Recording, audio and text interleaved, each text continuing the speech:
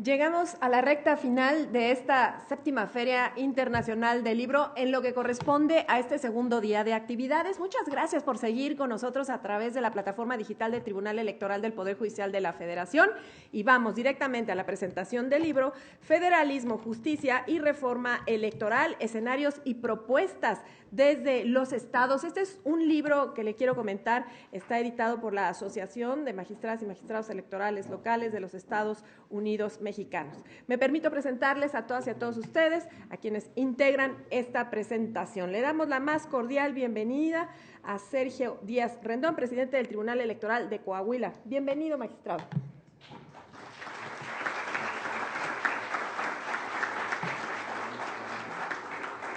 Nos da mucho gusto ver nuevamente en esta casa a la magistrada del Tribunal Electoral de la Ciudad de México, Alejandra Chávez Camarena. Bienvenida, magistrada. Con agrado saludamos y damos la más cordial bienvenida al magistrado del Tribunal Estatal Electoral de Chihuahua, Víctor Yuri Zapata Leos.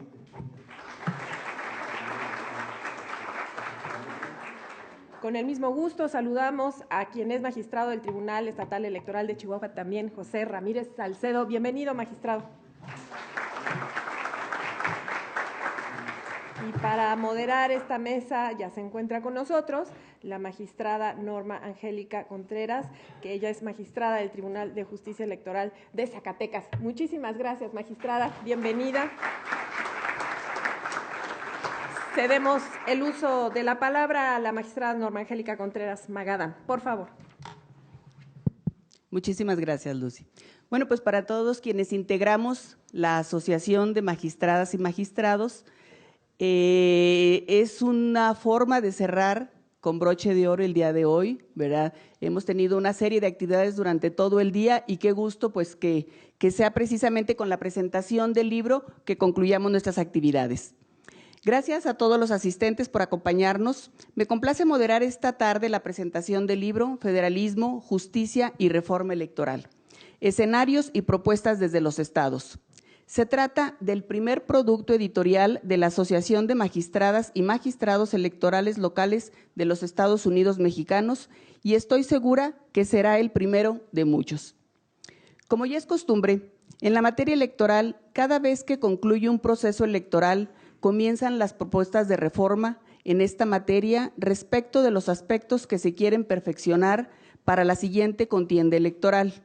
En esta ocasión no fue la excepción y la Cámara de Diputados organizó foros de Parlamento abierto para el análisis y discusión de la reforma electoral, en la que se invitó a participar a los expertos en la materia electoral, integrantes de las autoridades electorales, tanto administrativas como jurisdiccionales de la Federación y de los estados. También acudieron académicos, investigadores, exconsejeros y exmagistrados. Los temas de reflexión fueron diversos, por mencionar algunos. Reglas para hacer efectiva la paridad en todo. Competencias de los órganos del Estado. Sistema de fiscalización y austeridad como principios constitucionales. Desaparición de los soples. Reestructuración y vigencia de las autoridades jurisdiccionales. Campañas, voto y nulidades. Financiamiento y fiscalización de los recursos de los partidos políticos, entre otros. Como parte de esos foros, se emitió una convocatoria a las magistradas y magistrados de los tribunales electorales locales a participar en las mesas de trabajo de la reforma electoral y del Estado. En este caso, la intervención de las magistradas y magistrados electorales fueron en diferentes temas. Este libro surge de la necesidad de difundir algunas reflexiones de las magistradas y magistrados electorales con relación a estos temas. Se plantean diversos puntos, ¿verdad? Y pues qué mejor que sean precisamente quienes participaron en la elaboración de este libro, quienes nos estarán comentando cuáles han sido las propuestas, cuáles han sido aquellos temas que consideramos nosotros que sean importantes para su análisis. Les recuerdo a cada uno que se cuentan con 8 minutos para su intervención y concluidas tendríamos 15 minutos para preguntas y respuestas. Respetuosamente, pues tenemos el problema del tiempo, solicitándoles que se ajusten a los tiempos establecidos. Sin más preámbulos, me gustaría dar inicio y solicitarle precisamente al maestro José Ramírez Salcedo, magistrado del Tribunal Electoral de Chihuahua, que nos comente sobre su participación en la obra. Pues muy buenas tardes a todos, es un privilegio y un lujo estar aquí esta tarde. Quiero comenzar diciendo que es maravilloso estar en la Feria Internacional del Libro del Tribunal Electoral del Poder Judicial de la Federación. Creo firmemente, junto con el filósofo español José Antonio Marina, que los seres humanos somos palabras. Los seres humanos somos palabras porque pensamos con palabras, nos comunicamos con palabras, odiamos con palabras, amamos con palabras y hasta con palabras hacemos campañas políticas y sentencias también. Entonces, bueno, somos verdaderamente palabras. Hay una frase maravillosa y típica que dice que una imagen dice más que 1000 palabras, pero aún el cuadro que más sentido transmita, la mayor de las obras, necesita al menos una palabra para ser identificado y para que lo podamos prender en nuestra mente. Guernica nos lleva una cantidad enorme de significados y nos transmite a un gran pintor, pero necesita una palabra. Por eso coincido con Marina en que los seres humanos somos palabras. Y bien, en AMEL hemos decidido hacer una fiesta de las palabras y reunirlas en un volumen, y es una fiesta porque se está festejando justamente la democracia. Estamos hablando, como lo señalaba la magistrada Norma, de que nuestros ciclos son sexenales, son mentales sexenales. Es en realidad el año mexicano nunca comienza en enero, siempre comienza en septiembre. Incluso el calendario escolar por muchísimos años comenzó en septiembre y ahora nos lo hacen empezar una semana antes, bueno, hasta antes de la ley de ayer, ya veremos después qué pasa, pero el calendario, todo comienza en septiembre. Y en lugar de comenzar con Feliz Año Nuevo, comienza con un título maravilloso que es quizás, según algunos críticos, una de las mayores formas de las relaciones de ficción que hay en este mundo y que dice Honorable Congreso de la Unión. Solamente estoy citando, no estoy emitiendo un juicio ni mucho menos, sino explicando por qué el año comienza en septiembre. Pues bien, somos seres circulares también, somos seres que dan la vuelta, que viven en ciclos, y quizá caprichosamente, aunque el azar no existe, eso es lo que expresa de alguna manera nuestro libro, que tiene 12 autores, 6 hombres y 6 mujeres.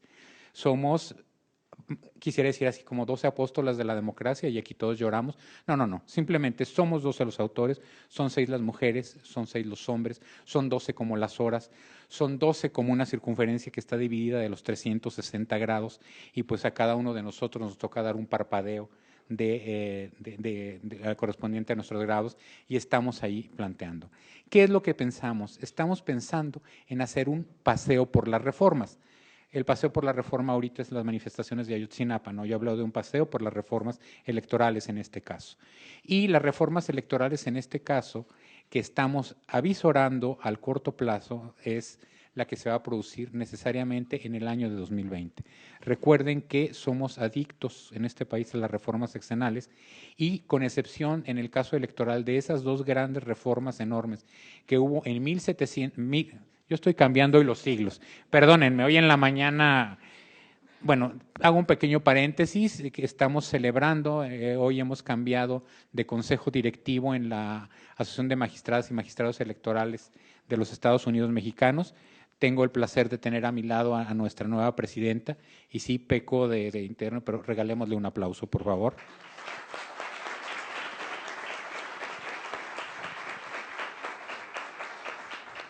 Y quienes nos acompañan aquí, pues también son miembros de la asociación y también algo que queda claro, somos una asociación de magistrados que recién ha nacido y que ya en su primera renovación, nosotros fuimos un comité primero de transición, vamos a llamarlo así, aparte suena así como la transición española, eso ya así bonito, ¿no? Y ya me siento como redactando la Constitución del 78 en Madrid y no, está bien, señor Mier, no digo nada, no hay necesidad. Está bien. Y bueno, la magistrada Ale Chávez Camarena es la responsable de la Comisión de Igualdad Sustantiva y Derechos Humanos. También les pido un aplauso para ella.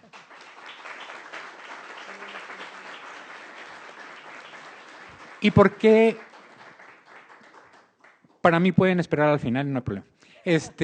¿Para qué les pido este aplauso? Porque además de ser este comité de renovación, somos la organización de magistradas y magistrados electorales que estamos llevando a la práctica de inmediato la idea de la paridad, la concreción de la paridad. Tenemos una presidenta, tenemos una vicepresidenta y un comité paritario.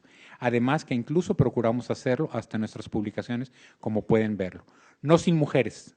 No sin mujeres, en eso estamos totalmente dedicados y con ellas estamos. Así que créanoslo de verdad. Creo que en unos años yo voy a tener que decir no sin hombres, ¿verdad? Entonces, tomen en cuenta también para que me vuelvan a invitar a un presidente. Perdón, cierro el paréntesis, perdón por la digresión, pero me pareció importante. Regreso. Entonces, ¿qué es lo que pasa? Salvo la reforma de 1977, que dio origen a la famosa LOPE, como ustedes la recuerdan, la Ley de Organizaciones Políticas y Procesos Electorales, que además el acrónimo era así hasta para satisfacer en ese momento pues la necesidad de reconocimiento del entonces presidente, pero bueno, el verdadero autor de toda esa reforma, hoy se diría fue el pueblo de México, pero aparte del pueblo de México, fue el secretario de Gobernación y una gran muestra de que el intelectual político sí se puede, a pesar de lo que diga Weber, don Jesús Reyes Heroles. Después viene la gran reforma, las grandes reformas de los 90 que dan lugar a la aparición del Instituto Nacional Electoral, entonces Instituto Federal Electoral, su separación posterior ya de la férula gubernamental y ya después, obviamente, la creación de lo que hoy estamos, el Tribunal Electoral del Poder Judicial de la Federación.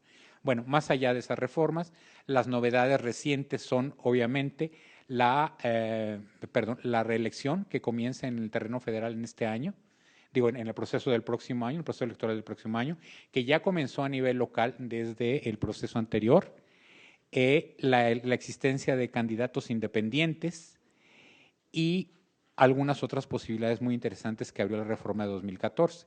Por primera vez, y es de lo que se tratan estas propuestas, no estamos hablando de una reforma que va a surgir desde las oposiciones que no tuvieron resultados favorables durante las elecciones que recién acaban de ocurrir, sino de una situación atípica desde 1997. No teníamos un Congreso con una mayoría absoluta de alguno de los partidos, y entonces ahora parece que la reforma viene desde el partido hegemónico o las fuerzas políticas hegemónicas y la resistencia vendría de alguna manera desde las fuerzas que ahora son mínimamente representadas, no mínimamente, pero que no son mayorías, lo cual lo vuelve interesante y vuelve diferente la agenda. Entre ello aparece como puntos muy importantes la permanencia o desaparición eventualmente de los organismos públicos locales electorales. Aparece también la redefinición en un momento dado, de acuerdo a algunas propuestas, de los tribunales estatales electorales.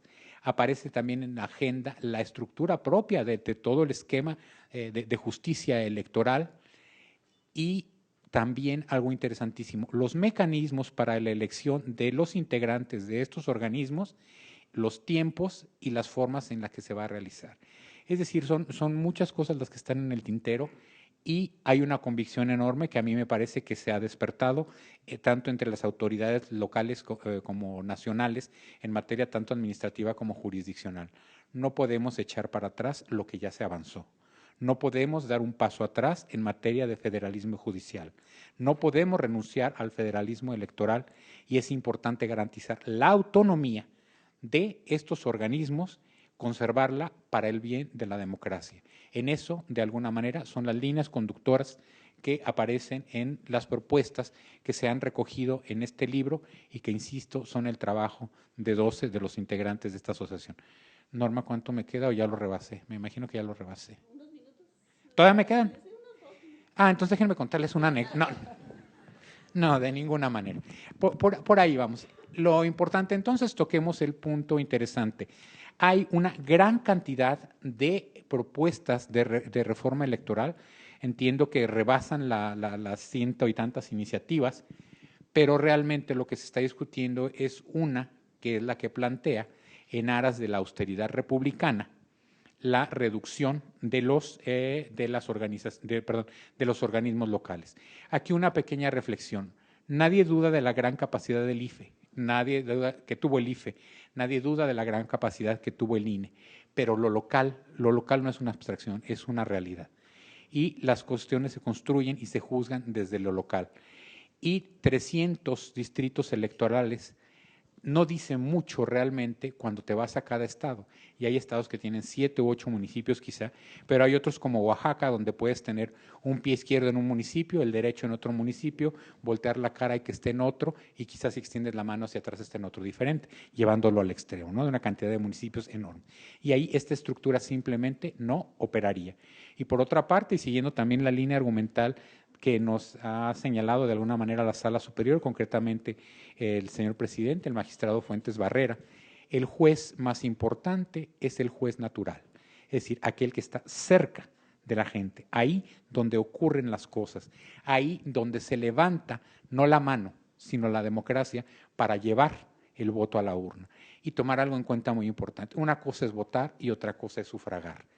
Y el sufragio es solamente el ejercicio concreto ya del voto a la hora de depositarlo en la urna. Y quien garantiza desde fines de los años 90 que se respete eso y ha entrado un periodo que acabó con la heterocalificación, somos nosotros, de alguna manera, los juzgadores electorales a los que nos corresponde, particularmente en el caso más cercano y que consagra el derecho a la biinstancia en este país, que somos los tribunales electorales. Un poco eso es lo que quiero comentar, lo que quiero decirles que está aquí, e insistir en que no hay autonomía si no hay, por un lado, independencia financiera y si no hay respeto a la autonomía y a la inamovilidad del momento, bueno, a la independencia de los tribunales. Algo que demuestra que una sociedad es verdaderamente democrática es muy sencillo. Y no son tres personas distintas, sino son 3 poderes distintos: legislativo, ejecutivo, pero el que nosotros debemos conservar y para el que trabajamos por una sociedad de leyes, el judicial. Muchas gracias.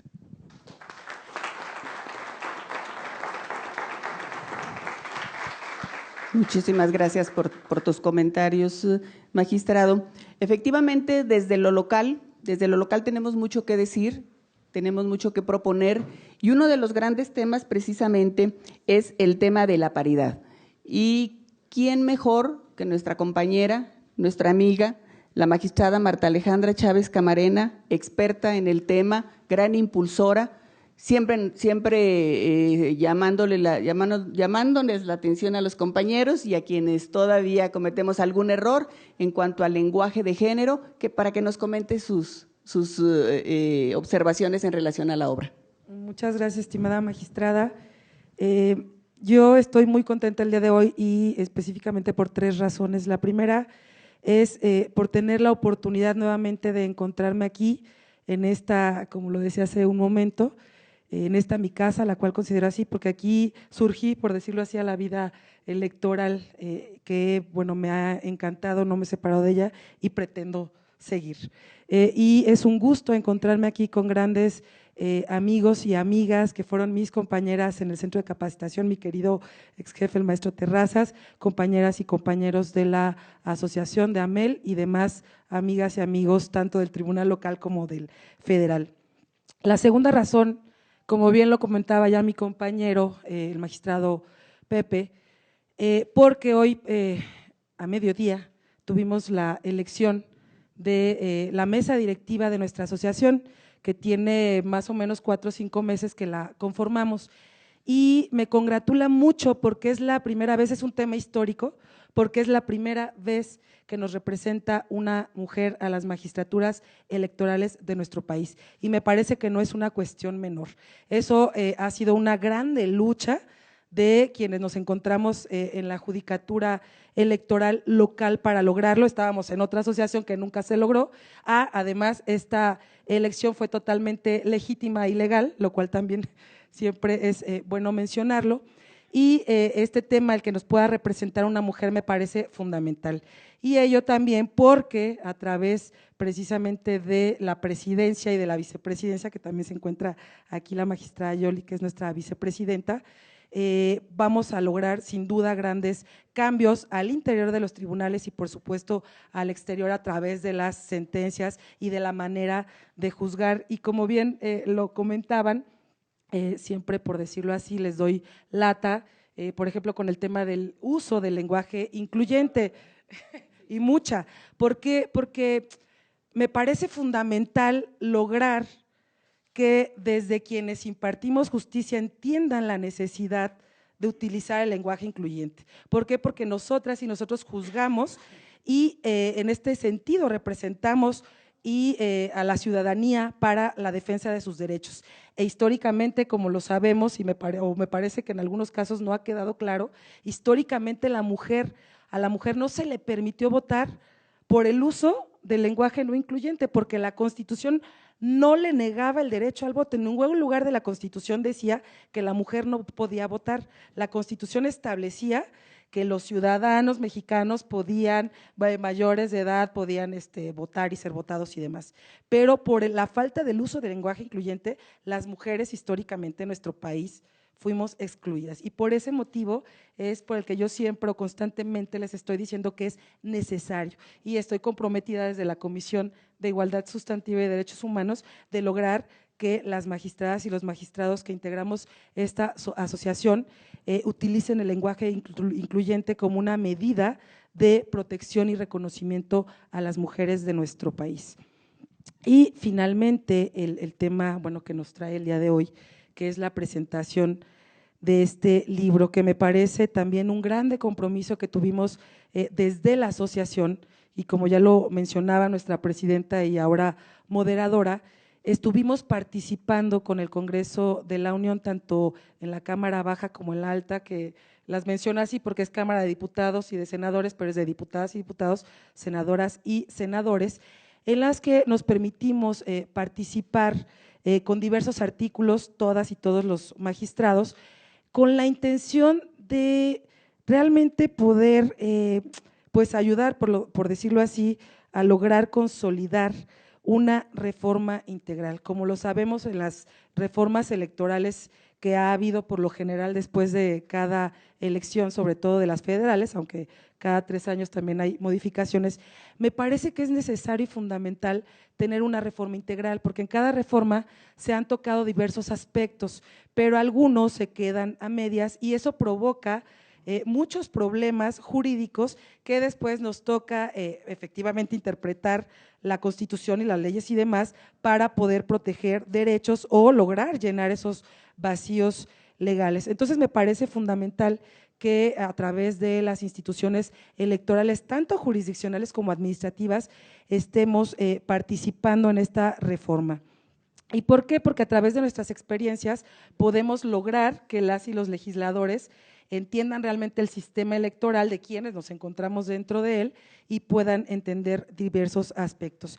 Y me parece que grandes aspectos los tomamos o los retomamos en este libro, como bien lo mencionaban también, somos 6 autoras y 6 autores, y me parece que de los 3 de estar revisando, me parece que podemos englobar estos artículos, estos 12 artículos, en 3 grandes categorías. Y el primero sería el federalismo, el segundo propiamente el de género y el tercero en cuestiones procesales electorales. Ahora la moderadora me pide tratar específicamente los temas de género que planteamos, y estos los planteamos en diversos artículos que me parece también muy necesario, porque vemos hoy en día que tanto el poder, todos los poderes, el legislativo, el ejecutivo, el judicial, se está hablando, está en boga el tema de la paridad, pero en la práctica podemos observar que realmente no es así. Me parece que en el poder legislativo no hay una agenda propiamente de género, no hay una defensa de género. Han salido personas titulares, hombres o mujeres, más bien mujeres titulares de algunas secretarías, y estas han sido sustituidas por hombres, no han sido sustituidas por mujeres. Entonces nos estamos quedando sin mujeres en el ámbito federal desde este poder.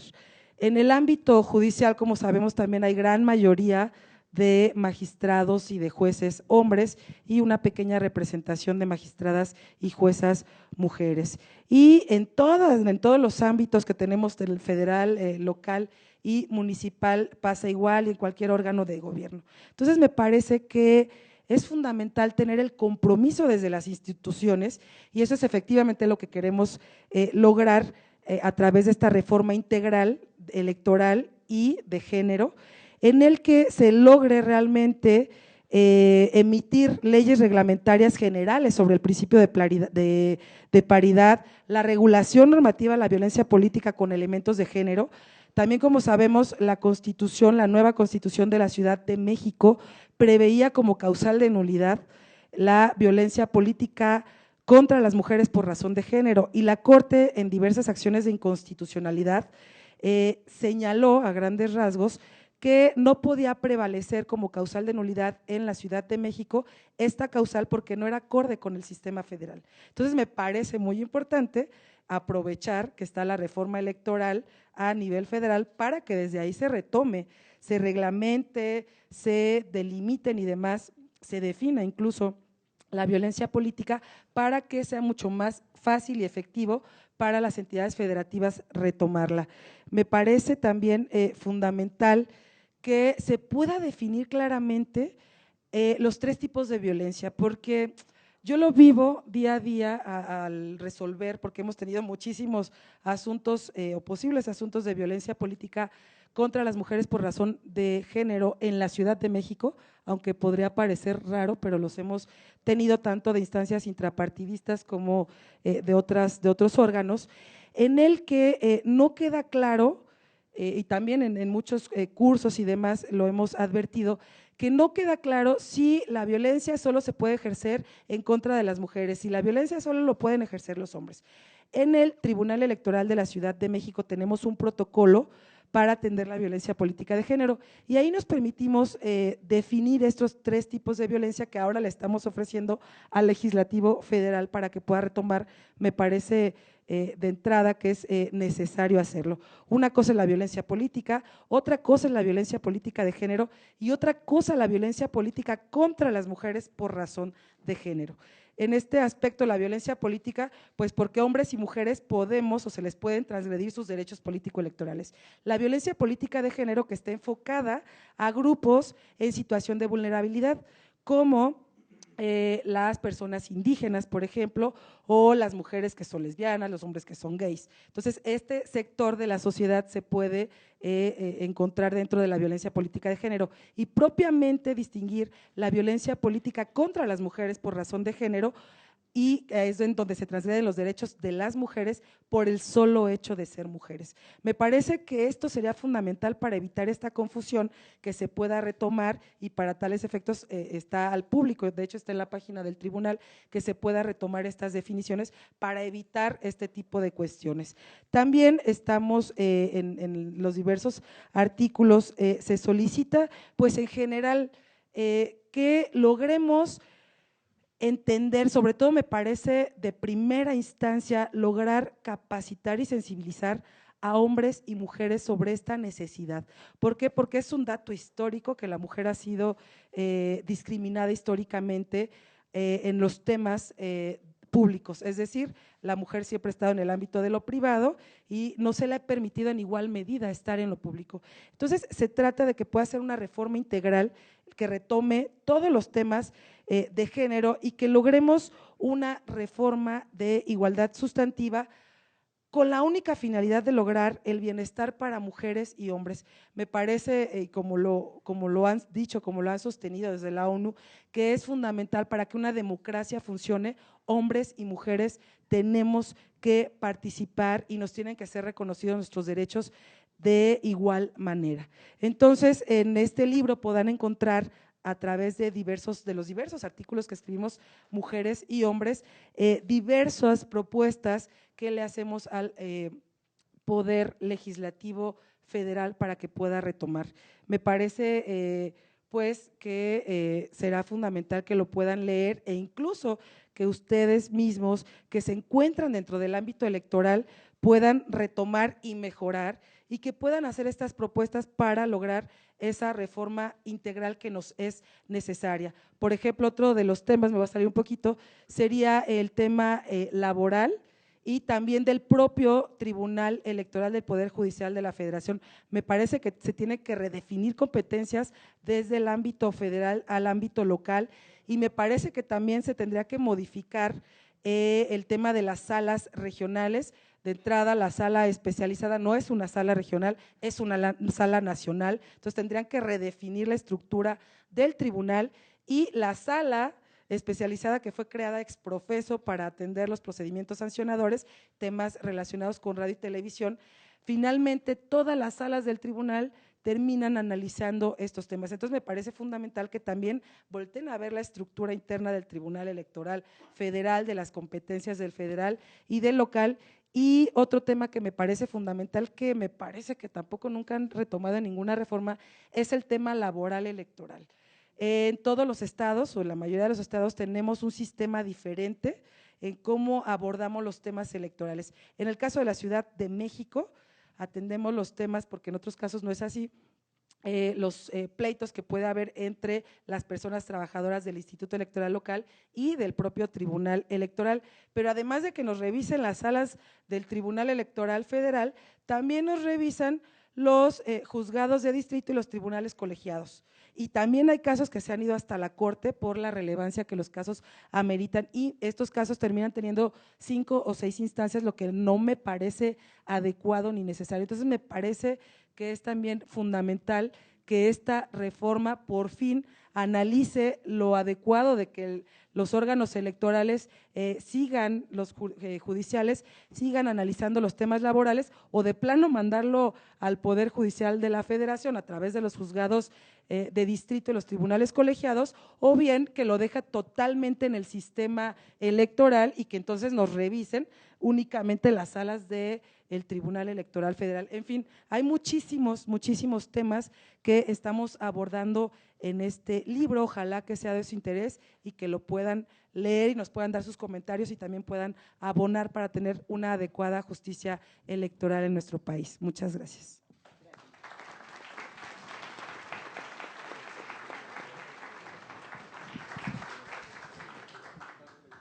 Sí, claro. Bien, ¿qué creen? Voy a hablar yo otra vez. No, de verdad, simplemente quiero aprovechar para agradecer la presencia en esta sala de 2 personas que hacen posible que funcione maravillosamente la Feria del Libro, y que de pronto no se reconoce porque, bueno, dicen no news, good news, y cuando las cosas funcionan nadie reclama, y cuando sí funcionan vaya. No le doy más vuelta, quiero darle las gracias a Jorge Mier y quiero darle las gracias a Agustín Millán, coordinador de asesores del presidente y director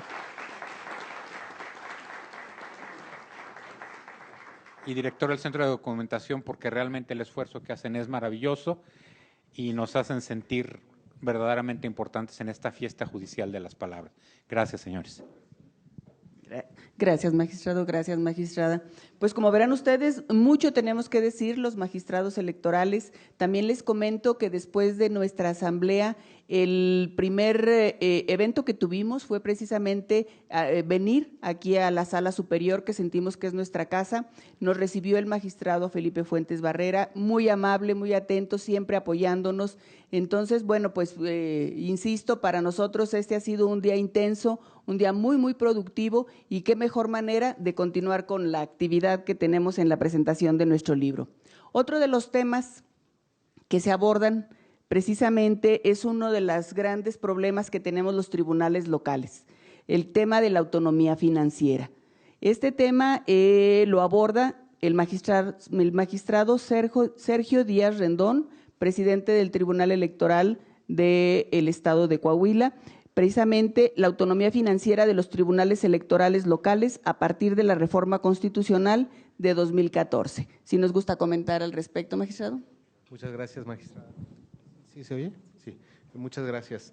Bueno, pues ante todo agradecer la anfitrionía de la Sala Superior del Tribunal Electoral del Poder Judicial de la Federación, a su presidente, el magistrado Felipe Fuentes, y a todos los magistrados que integran el pleno de esta sala. Muchísimas gracias y enhorabuena por la difusión que hacen de las obras jurídicas a través de esta Feria Internacional del Libro. Ojalá este tipo de ejercicios se repliquen ¿no? En todos lados con la misma magnitud, porque creo que la difusión de este tipo de obras es fundamental, ¿no? en la construcción de la cultura jurídica, incluyendo por supuesto la electoral en nuestro país.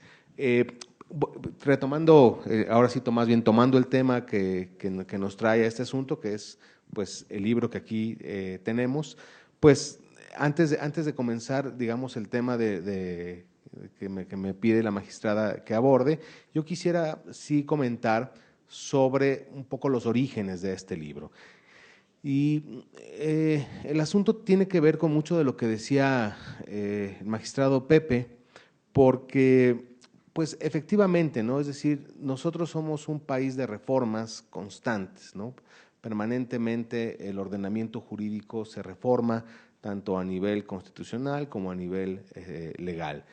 Y, digamos, históricamente también, bueno, sabemos que después de los procesos electorales suelen aparecer reformas electorales, unas más importantes que otras, pero digamos ha sido la constante. Y en esta ocasión creo que pues hay un dato muy particular, que es que la iniciativa de reforma que ahora se discute en diferentes foros, bueno, pues surge a partir de integrantes del partido mayoritario, ¿no? Es decir, del partido del presidente, pero el partido que también tiene la mayoría en Cámara de Diputados y en Cámara de Senadores, lo cual es un tanto sui generis, ¿no? Porque históricamente pues, no había sucedido así. Y bueno, pues de repente hace algunos meses nos despertamos con la noticia de que iba a haber una reforma electoral, pero con particularidades muy interesantes, ¿no? Y por supuesto, hay decenas de reformas, de iniciativas de reforma que se han presentado, unas pequeñas, unas muy profundas, pero por supuesto hubo una que cobró y que acaparó la atención pues prácticamente de todos los que estamos en este mundo electoral, ¿no? Y fue aquella que planteaba una reestructura de fondo al sistema electoral, lo cual, desde mi perspectiva, creo que una reforma de tal magnitud como la que se llegó a hablar, pues era totalmente innecesaria, pero creo que la valía de la reforma, o por lo menos de esta comezón que surge a partir de esta iniciativa, fue que la gente que estamos en el ámbito electoral nos comenzáramos a replantear cuáles eran las áreas de oportunidad que se tenía en la estructura electoral de nuestro país, tanto administrativa como jurisdiccional. Y creo que más allá de a dónde llegue la reforma, pues porque todavía estamos y todavía se siguen organizando foros y se sigue discutiendo, y seguramente en las próximas semanas y meses se seguirá discutiendo este tema de la reforma, creo que sí despertó, porque en los foros a los que, bueno, pues todos los magistrados, tanto federales como locales, hemos participado, se discute mucho de, bueno, si no se atenta contra el federalismo, es decir, si se plantea una reforma que no necesariamente atenta contra el federalismo electoral, entonces tenemos que plantear en una reforma que la fortalezca. Y entonces, en este sentido, creo que la visión de los tribunales electorales es fundamental para pretender fortalecer este sistema. Y entonces, a partir de aquí, bueno, pues surge la comezón de quienes nos gusta escribir y participar en estos foros, de decir, bueno, a ver, ¿cuáles son las áreas de oportunidad que en realidad están ahí y que, lejos de perjudicar, pueden fortalecer el sistema? Ese es como el primer acercamiento a esta obra colectiva, porque bueno, pues cada uno de quienes participamos y también de los que no participaron, pues traen diferentes temas ahí que desde su calidad como magistrados electorales locales, pues ven y que proyectan como una posible reforma para fortalecer. Y por supuesto que sin tener una línea y en un ejercicio de plena libertad intelectual, bueno, pues cuando se convoca a este libro, pues participamos con los más diversos temas, ¿no? Por supuesto, algunos muy conceptuales y por ello muy importantes, como el que nos acaba de explicar Ale, otros que tienen que ver con el fortalecimiento del federalismo. Y cuando yo empecé a ver, digamos, las problemáticas que los tribunales tenemos, es decir, en unos diálogos llamados lo que callamos los magistrados electorales locales, ¿no? Pues hay como un común denominador y tiene que ver con la autonomía financiera, ¿no? Entonces, temporada 1, sí, temporada, porque pueden salir varias temporadas, ¿no? Esta es temporada 1. Pues esperemos que no la cierren. Surge este tema de la autonomía financiera, lo cual creo que la reforma del 2014 crea un híbrido que pone en conflicto a los tribunales electorales locales. Entonces yo decido abordar en esta obra un tema mucho más pragmático, ¿no? Es decir, no es un tema doctrinario, no es un tema conceptual, es un tema eminentemente pragmático que sobre todo quienes somos presidente de los tribunales y tenemos que ver estos temas, pues nos enfrentamos cotidianamente, bueno, no cotidianamente, bueno, sí, algunos sí cotidianamente, pero sino por lo menos año con año con estos temas, ¿no? Y uno de los problemas que creo que es fundamental para los tribunales electorales locales, pues tiene que ver con la autonomía financiera, ¿no? Y esto, por supuesto, no es un secreto, es decir, inclusive a nivel nacional se han presentado diferentes juicios, ¿no?, contra los ejecutivos de los estados para que se otorguen presupuestos acordes a las necesidades de los tribunales. Entonces, es un tema que inclusive la Sala Superior ha conocido de estos antecedentes y porque no es un tema menor, es decir, cuando la reforma del 2014 plantea la figura de la separación, ¿no?, de los tribunales electorales como organismos autónomos,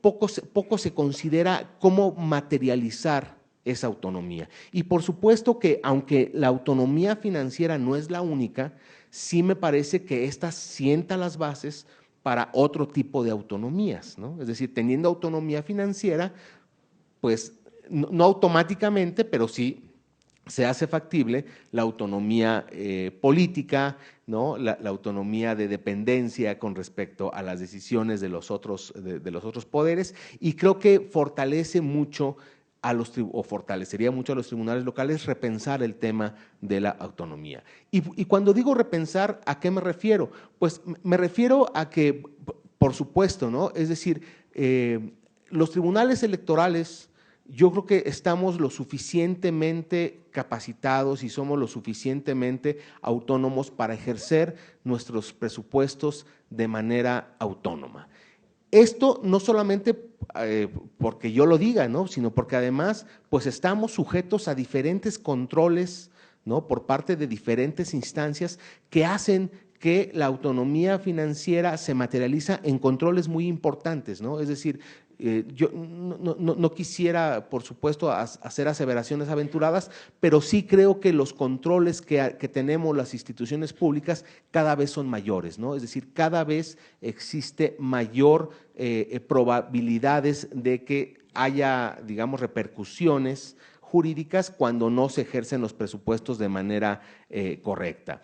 Y esto implica también, pues, que nosotros como tribunales tengamos la posibilidad de sentarnos a negociar presupuestos reales con las instancias gubernamentales. Es decir, los presupuestos tienen que estar ajustados a las necesidades del tribunal, ¿no?, considerando cuando es año electoral o cuando no lo es, y no a la inversa, ¿no?, porque parece que ahora la regla es que los tribunales nos tenemos que ajustar a los presupuestos y con base en eso organizarnos, ¿no? Es decir, creo que tendría que ser al revés, ¿no? Creo que tendría que ser el presupuesto a partir de un ejercicio real, de un ejercicio sensato, pues definir cuál es el presupuesto que debemos tener y sobre eso, ¿no?, respetando, por supuesto, toda esta normativa y con la sensatez suficiente que requiere una justa medianía en los presupuestos de nuestros tribunales. Creo que se nos tiene que permitir la posibilidad. Se han discutido algunas fórmulas, se ha dicho, por ejemplo, bueno, pues que a lo mejor los presupuestos de los tribunales tendrían que ser definidos por instancias legislativas federales se autoriza a nivel federal y solamente los estados lo tendrían que ejecutar. Son modelos que, por supuesto, siguen siendo un tanto sui generis.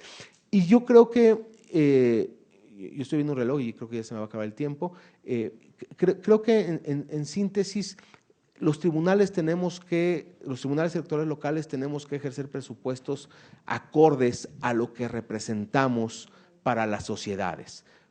Y lo que representamos para las sociedades creo que no se puede medir económicamente, ¿no? Es decir, con las fallas que ustedes quieran, con las problemáticas que ustedes quieran, pero creo que los tribunales electorales locales y federales, creo que hemos servido como un dique de contención para lo que pudieran ser grandes problemáticas sociales. Es decir, por supuesto, somos un sistema perfectible, pero somos un sistema que hoy en día en México contiene los grandes problemas que se pueden suscitar con motivo de los procesos electorales. Y creo que en ese sentido es difícil, porque alguien alguna vez en algún foro dijo, bueno, es que ¿cuánto cuesta un juicio en función del presupuesto? Bueno, pues me parece que sacar el valor de un juicio en función de un presupuesto es una fórmula bastante simplista. Creo que en todo caso lo que se tendría que repensar es lo que aportamos en la construcción de la democracia, los tribunales electorales, tanto a nivel local como a nivel federal. Y con base en eso, creo que ahí es donde surge la gran oportunidad de en realidad otorgar presupuestos acordes a las necesidades de cada uno de nosotros, siempre considerando esta importancia social, política, económica, democrática que cada uno de los tribunales posee. Muchísimas gracias.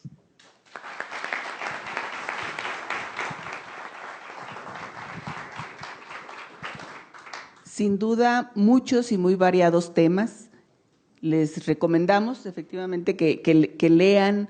Son algunas de las propuestas, existen muchas más, lo hemos comentado entre las compañeras y los compañeros, por cuestiones de tiempo no pudimos integrar todas las propuestas, por eso mencionaba yo al principio que más adelante estaríamos con un nuevo libro, ¿verdad? Y como ustedes ven, pues mucho tenemos que decir los magistrados locales, queremos participar, queremos aportar nuestra experiencia, queremos aportar nuestras propuestas. Otro de los grandes temas que tenemos precisamente es en relación a la distribución de las competencias entre lo federal y lo local. Un análisis respecto a la fiscalización y artículo 34 es precisamente el artículo que en esta obra con el que participa el magistrado Víctor Yuri Zapata Leos, magistrado del Tribunal también de Chihuahua. Por favor, magistrado. Muchas gracias, magistrada. Buenas tardes. En primer lugar, pues agradecer de igual forma al Tribunal Electoral del Poder Judicial de la Federación, al Pleno, a los magistrados que lo integran y en particular al magistrado presidente la posibilidad de hacer la presentación de esta obra colectiva de mis compañeras y compañeros magistrados, un agradecimiento.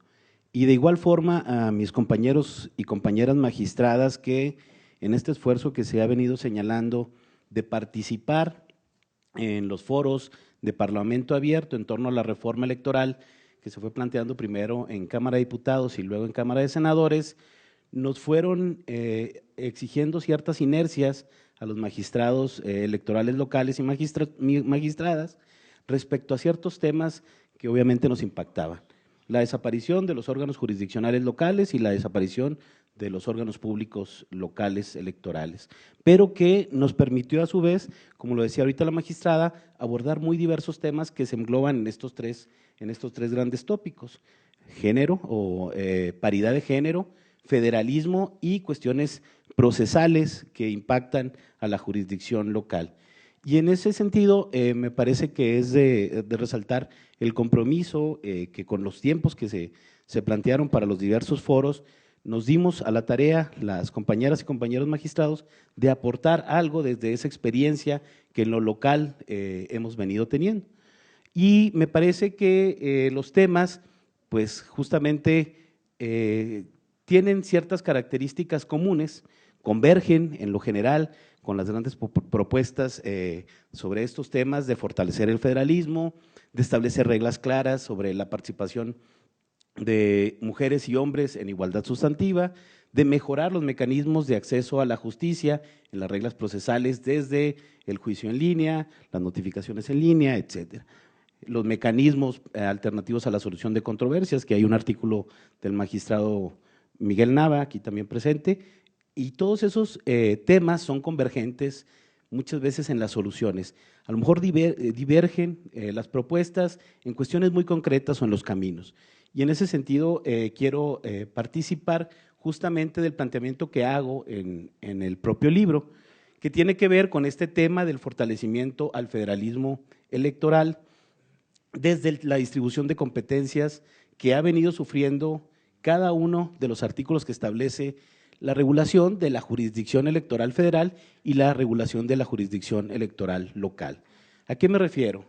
Decía el magistrado Sergio Díaz que somos, y la magistrada, que somos un país de reformas, que cada proceso electoral nos exige repensar de nuevo las reglas electorales, las reglas del juego no se ajustaron a la realidad y necesitamos ajustarlas. Sí, somos un país de reglas, de reformas electorales, pero también somos un país de instituciones.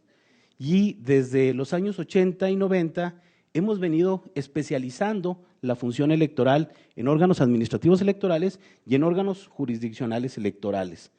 Y desde 1993-94 la creación de los primeros tribunales estatales de elecciones, tribunales estatales electorales, hasta la nueva redefinición en 1996-97.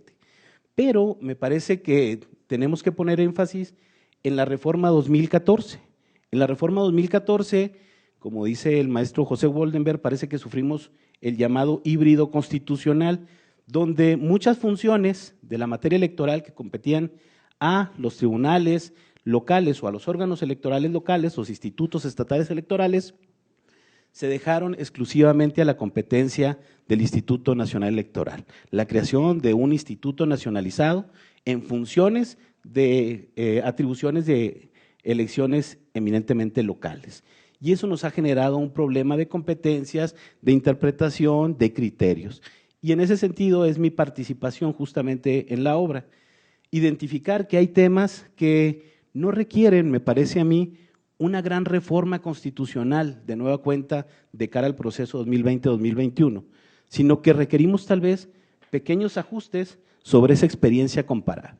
Si nosotros miramos atrás y vemos que los procesos electorales nos permiten un ejercicio de prueba y error para reformar aquellas reglas que funcionan y aquellas que no, pues a lo mejor no necesitamos refundar esas instituciones o desaparecerlas por completo para refundar nuevas, sino simplemente hacer pequeños ajustes que nos permitan establecer un mejor funcionamiento de la maquinaria electoral con lo que ha estado funcionando ya desde hace más de 30 años y en particular que es la justicia electoral, tanto federal, nacional y local. Y en ese sentido son dos temas los que utilizo de ejemplo para la mejor definición de las competencias electorales que fortalezcan a su vez la función de federalismo judicial electoral para los tribunales locales. La fiscalización y la clara definición de las reglas electorales del artículo 134 de la Constitución Federal. La fiscalización desde 2014 se atribuyó completamente al Instituto Nacional Electoral, sean elecciones federales o sean elecciones locales, los procesos de revisión de los gastos públicos de financiamiento en campañas son exclusivamente competencia del Instituto Nacional Electoral y me parece que se dejó de lado que muchos de los institutos estatales electorales, los OPLES, tenían una capacidad instalada para la resolución de los dictámenes, para el proceso de fiscalización propiamente, que permitiera una agilidad justamente de los resultados. Porque lo que se buscaba, parece, de fondo en la reforma 2014 era bajar los costos de la fiscalización, pero además tener resultados inmediatos para las nuevas causales de nulidad por rebase de topes de financiamiento. Y ninguno de estos efectos, dada la experiencia comparada de los procesos locales y el proceso electoral federal 2018, fueron, me parece, satisfactorios. ¿Por qué? Porque en el proceso electoral 2018 donde fueron más de 3.400 cargos a elegirse, vimos que el Instituto Nacional Electoral tuvo que revisar de manera muy rápida todos los dictámenes de gastos de precampaña, campaña de candidatos federales, candidatos locales, y que esto retrasó los posibles resultados que le pudieran impactar no solo a la autoridad estatal electoral en materia de organización de elecciones, sino sobre todo a los tribunales que teníamos que resolver los juicios de nulidad. El planteamiento concreto en la propuesta que se incluye en el libro es justamente repensar algunas de esas fórmulas para que, siendo el Instituto Nacional Electoral el garante el competente para la elaboración de esos dictámenes, eche mano de la capacidad instalada de los institutos. Eche mano de los institutos para agilizar los procesos de fiscalización que permitan un resultado mucho más inmediato a la propia jornada electoral para tener presupuestos, es decir, resultados que pudieran impactar al resultado de una elección. Y el segundo tema es la falta de definición que tenemos desde 2007 sobre el artículo 134 ante su omisión legislativa. No tenemos claro la atribución de competencias que tienen, pues ya lo decían ahorita, la sala especializada y las salas regionales en el conocimiento de las denuncias por violaciones al 134. Igualmente, los institutos locales o los propios tribunales locales sobre lo que podemos conocer o no conocer del apartado 7 o el apartado 8 del propio 134. Y eso nos pone en cierto conflicto, porque son violaciones que en muchos casos tienen que ver con el uso de recursos públicos, sí, o con informes de labores de funcionarios federales, pero que tienen un claro impacto en una elección local. Y al no tener conocimiento en la jurisdicción local de esas posibles afectaciones, se deja sin defensa y se deja sin conocimiento de la jurisdicción local de actos que afectan propiamente a la equidad de la contienda de los procesos locales. Esa es una propuesta concreta que tiene que ver con la emisión de las reglas claras de distribución de competencias de la participación de los institutos locales y tribunales para conocer las denuncias o quejas en esta materia de 134 cuando afecten exclusivamente actos de procesos electorales locales. En conclusión, la propuesta tiene que ver pues, con un fortalecimiento del federalismo jurisdiccional electoral. Me parece que estas propuestas de desaparecer institutos estatales electorales, OPLES y órganos jurisdiccionales electorales es un gran riesgo para la democracia mexicana. Hago una cita que viene de la obra de Cómo mueren las democracias, que dice que muchas veces los sistemas que se van generando como autoritarios tienen ciertas características comunes y una de ellas es justamente la captura del árbitro, es decir, desaparecer o eliminar órganos institucionales que actúan con independencia del Ejecutivo. Si pensamos que la solución económica y político-electoral es la desaparición de los órganos electorales administrativos o jurisdiccionales, me parece que estamos dejando de lado este posible riesgo para la democracia. Gracias.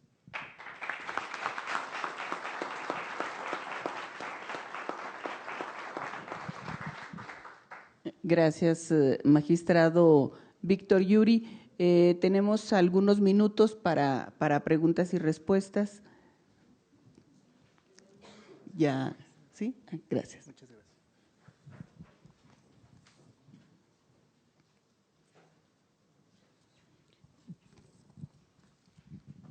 Ya ustedes dicen quién gusta dar respuesta a estas preguntas.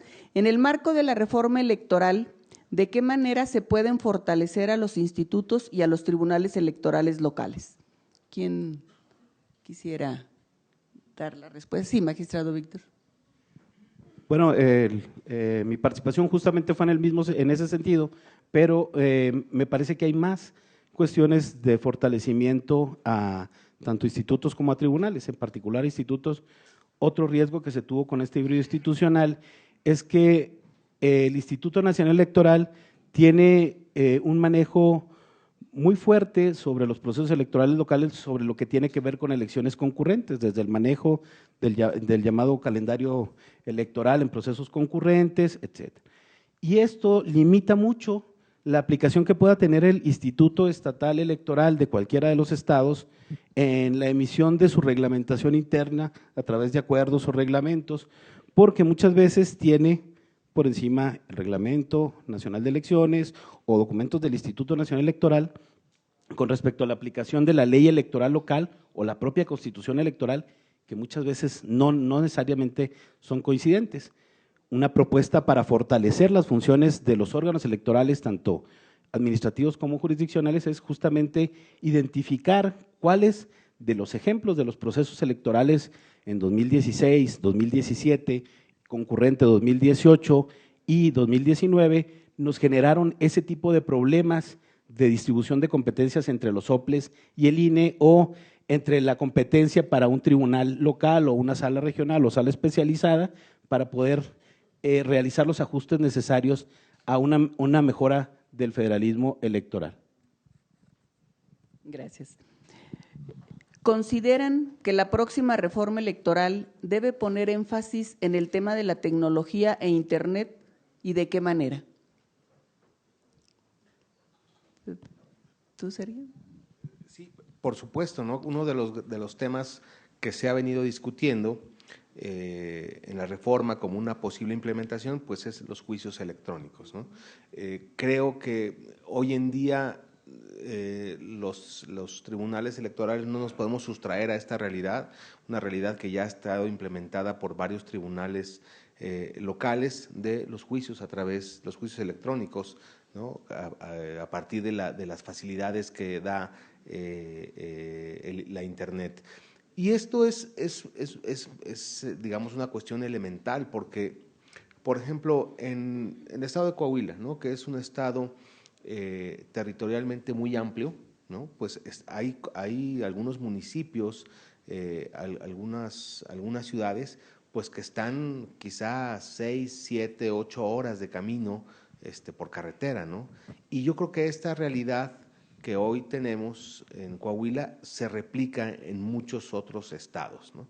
Creo que la implementación de los juicios electrónicos es algo que necesariamente se tiene que replantear en la próxima reforma electoral, porque constituye una herramienta de acercamiento de la ciudadanía con las instancias jurisdiccionales electorales. Es estrictamente necesario apostar por este tipo de figuras. Así es, en ese sentido coincidimos totalmente.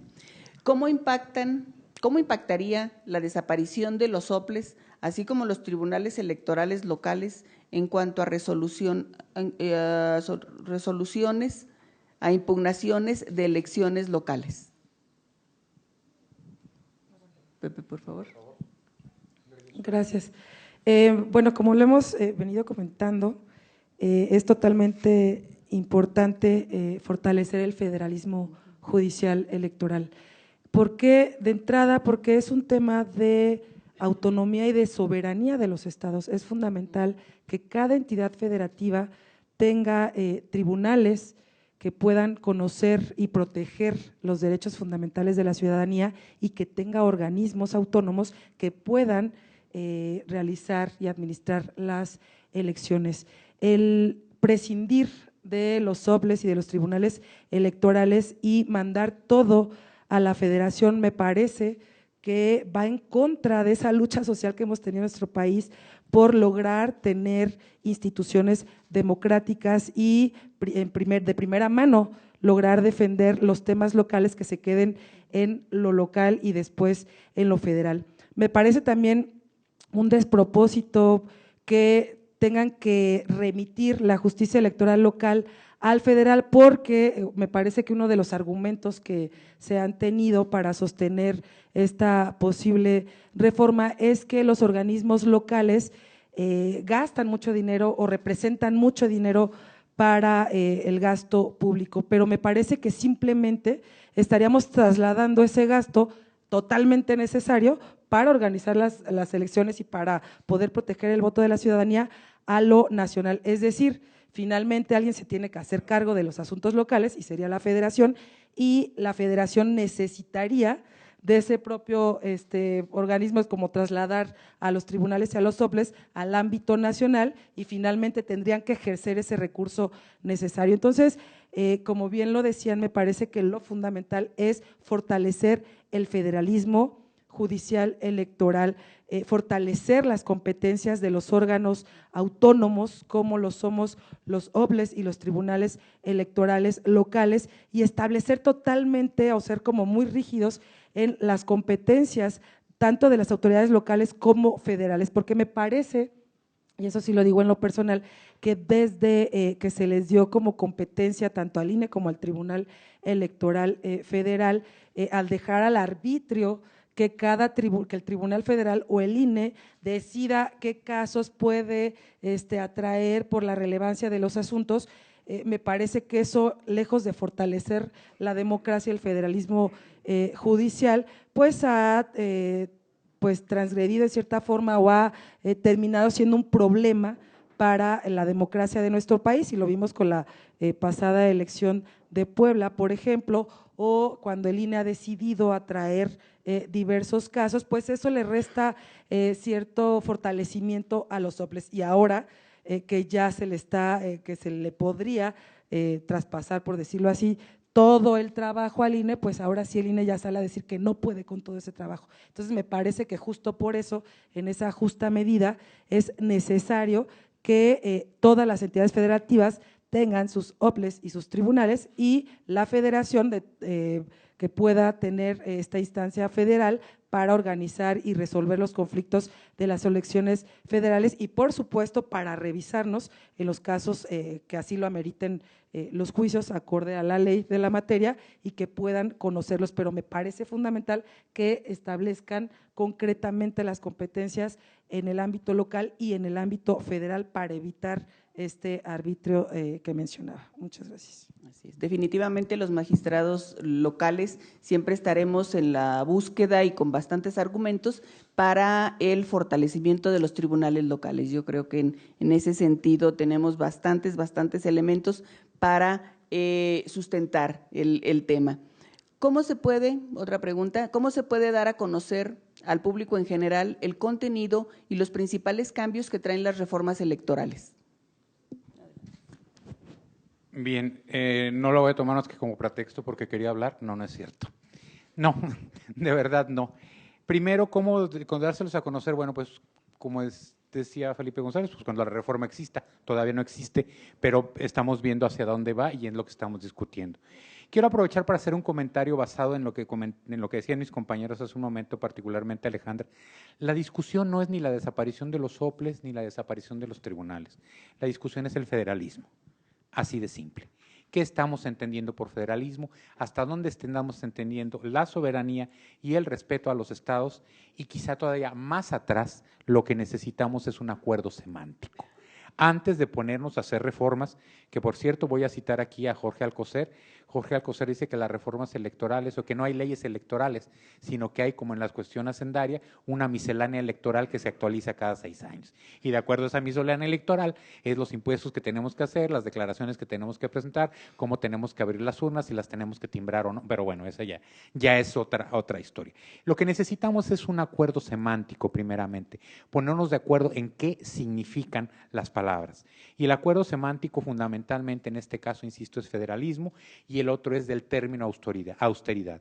De todas las iniciativas que existen para reforma electoral, la que plantea de manera concreta en aras de la supuesta, y ahorita explico por qué supuesta austeridad republicana, es la única que plantea la desaparición total de los, tanto de los organismos públicos locales electorales, cuanto eventualmente tal vez de los tribunales electorales. Entonces tendríamos que ver qué entendemos por un lado por federalismo y qué entendemos por austeridad. Y en austeridad yo pienso que no es lo mismo que creer, no es una cuestión de fe, es una cuestión de racionalidad.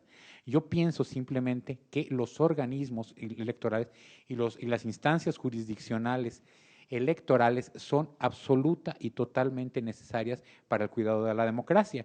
Y en ese caso no estamos hablando de un gasto, estamos hablando de una inversión. Y es una inversión estatal y es una inversión que el Estado está obligado no solamente a mantener, sino a ampliar en la medida de la necesidad del crecimiento de la propia democracia. Así que tenemos también que entender que esa austeridad tiene que ver con el gasto, no necesariamente con la inversión y menos con una inversión que es importantísima. Y una vez que definamos esa austeridad republicana, también tenemos que plantearnos los controles y las reducciones.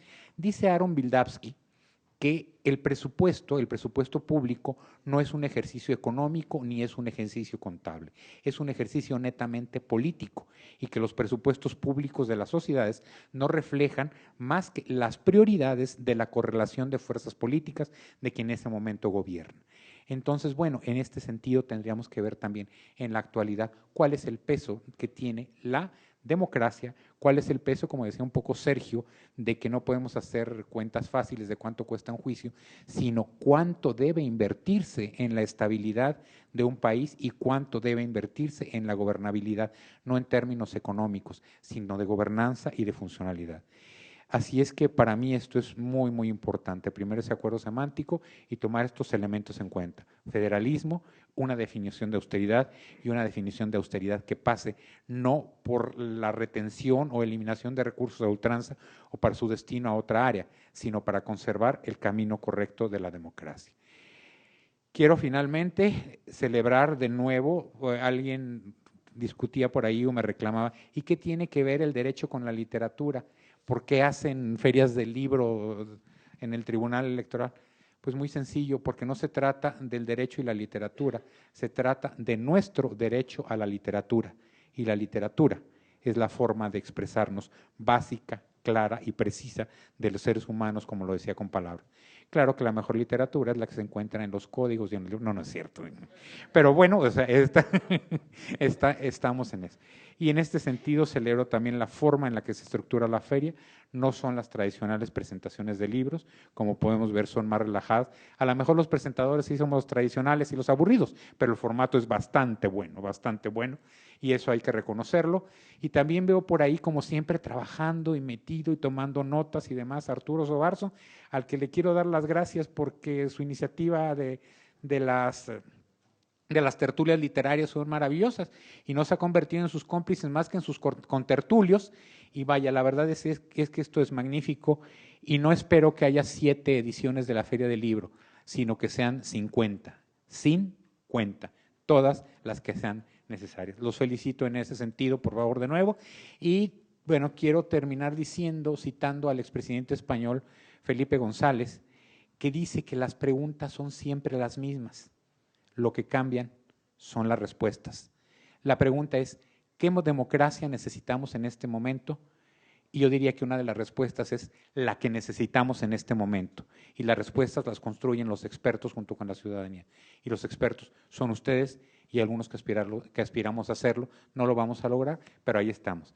Gracias de nuevo al tribunal, gracias a la feria, que vivan las letras y que viva el derecho. Muchas gracias.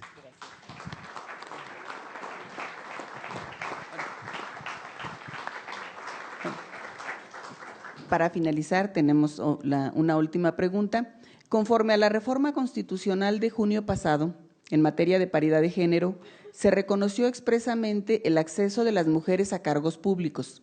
¿Qué más faltaría para proteger y reconocer a las mujeres? Sí. No, claro. Ya lo doy por hecho.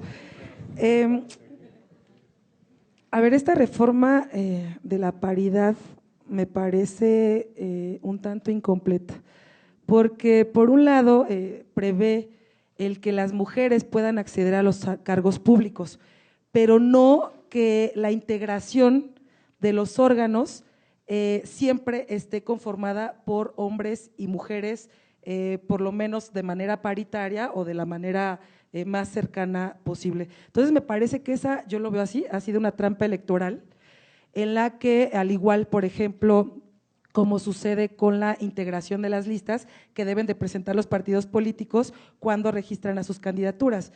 Es decir, la ley, al igual que ahora sucedió con la reforma de la paridad, establece que deben de registrar forzosamente la integración y demás, pero ya en la realidad vemos que esto no se hace efectivo. Incluso ahora se habla del año de la paridad en la Cámara Baja. Hablamos que es de manera histórica que por primera vez el Congreso de la Unión, tanto la Cámara de las Diputaciones y de las senadurías, está casi conformada de manera paritaria. Pero ¿por qué en la realidad no se logró esto? Porque no están en la Cámara de las Senadurías de los 128 mitad y mitad, igual 250 diputadas y 250 diputados. Sí es de manera lo más cercana posible, pero no paritaria. Entonces yo le llamo así que es una trampa legal.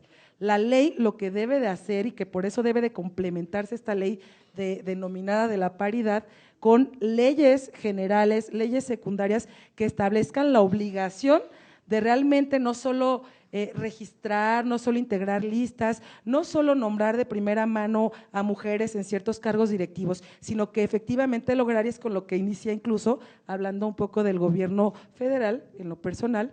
Bueno, es un hecho público y notorio que cuando han desistido mujeres de sus cargos, han sido ocupados por hombres. Entonces, esta legislación, para que sea real, para que sea auténtica y para que realmente logre ser paritaria, necesita establecer estos candados y verificar efectivamente que sea efectivo el acceso y la estabilidad del cargo de las mujeres, y que es una mujer se va, entonces sea suplida forzosamente por otra mujer. Me parece que hay muchos elementos que podemos retomar para que sea efectivo, pero se tiene que lograr brincar esta trampa legislativa, como yo le llamo.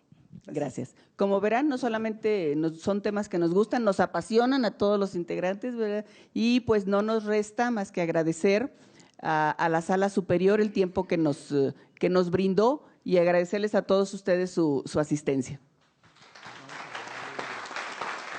¿Sí? Tenemos aquí varios ejemplares que estarán a su disposición de manera gratuita, ¿verdad? Para que puedan ver los comentarios que hemos estado haciendo. Muchísimas gracias, magistrada. Y bueno, le pido por favor muy respetuosamente al licenciado Jorge Mier y de la Barrera, que es el coordinador general de asesores de la presidencia del Tribunal Electoral, que haga entrega de los reconocimientos a quienes integraron esta mesa de trabajos, por favor, en nombre de las y los magistrados del Tribunal Electoral del Poder Judicial de la Federación.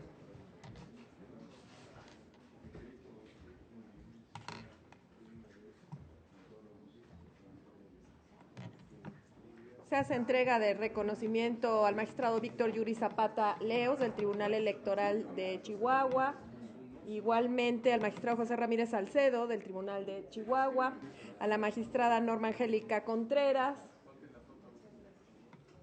y lo propio sucederá con Alejandra Chávez Camarena y desde luego con Sergio Díaz Rendón, presidente del Tribunal Electoral de Coahuila. Con esto despedimos este día de la Feria del Libro. Les esperamos mañana en el último día de trabajos. Que tengan muy buena noche.